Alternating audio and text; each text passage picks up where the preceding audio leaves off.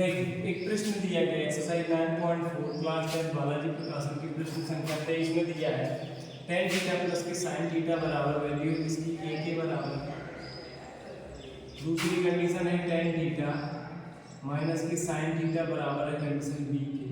सिद्ध करना है तो लेफ्ट हैंड साइड जो वैल्यू दी गई है a स्क्वायर माइनस के b स्क्वायर, सबसे पहले हम इसको हल करेंगे। a स्क्वायर में a की वैल्यू को रखेंगे, दिया गया tan थीटा प्लस के sin थीटा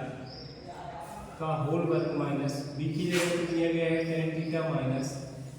sin थीटा का होल वर्ग। वैसे सीधा सीधा बनना है a square minus b square, तो इसको एक बार जोड़ के भी लिख सकते हैं और एक बार प्लस के tan थीटा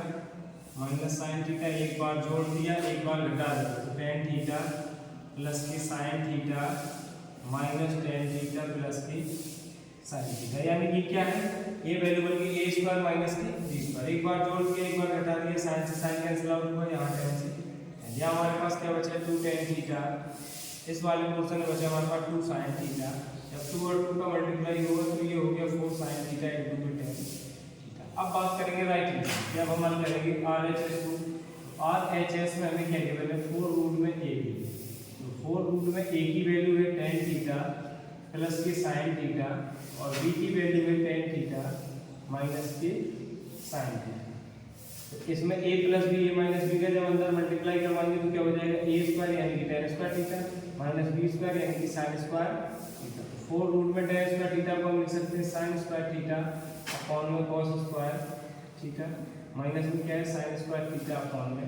बस इसको हम क्या लिखेंगे 4 रूट में, नीचे से हमने cos स्क्वायर थीटा को एलसीएम लिया तो ये हमारा हो गया sin square theta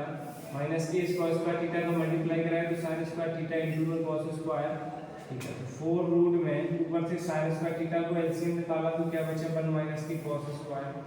theta upon में क्या है cos स्क्वायर थीटा। तो 4 रूट में sin स्क्वायर थीटा बटे cos स्क्वायर थीटा को हम क्या लिख सकते हैं tan स्क्वायर थीटा लिख सकते हैं,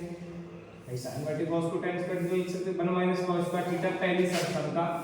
sin स्क्वायर थीटा प्लस के cos स्क्वायर थीटा बराबर में क्या होता है 1, तो sin स्क्वायर थीटा बराबर में क्या हो गया 1 माइनस के cos स्क्वायर थीटा, ठीक है ना। तो 1 माइनस cos स्क्वायर थीटा की जगह पे क्या लिख सकते हैं sin स्क्वायर थीटा, तो यहाँ पर से हमने वर्गमूल को खत्म कर दिया, क्या बचा 4 tan थीटा इनटू में sin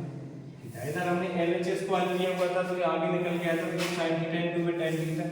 RHS को हल किया तो निकल के आ गया, तो ये हमारा क्या हो गया लेफ्ट हैंड साइड बराबर में राइट हैंड